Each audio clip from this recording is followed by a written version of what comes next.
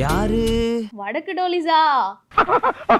அதாவது இந்த தமிழ்நாட்டுல வந்து ஒரு ட்ரெண்ட் ஒண்ணு பண்ணி விட்டாங்க திமுக காரங்க. அது என்னன்னா, வெல்லும் தமிழ் பெண்கள்ன்ற டைட்டில்ல இந்த பெண்களை கூப்பிட்டு ஒரு மாநாடு நடத்தி ஒரு டிராமா மாதிரி போட்டுட்டு இருப்பாங்களே, அந்த சீன் வந்து தொடர்ந்து நடந்துட்டே இருக்கு. அந்த மாதிரி ஒரு மாநாட்டை வந்து பெண்களுக்கு அரேஞ்ச் பண்ணி விட்டுருக்காங்க. அதுல வந்து அந்த மாநாட்டுல பாதிக்கு கூட தமிழ் பெண்கள் வந்து கலந்துக்கல. அப்ப வேற யார் கலந்துட்டு இருப்பா? मंदिर अच्छे है ना? हाँ जी, मंदिर बहुत सुंदर है ना? हम आपके रेनकोट फैमिली वर्दरा। नमस्ते। வேற யாரு? வடக்கு டோலிஸ் தான்.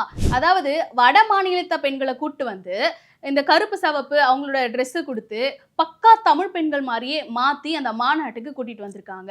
எதுக்கு தமிழ் பெண்கள் வந்து அந்த மாநாட்டுக்கு வரல?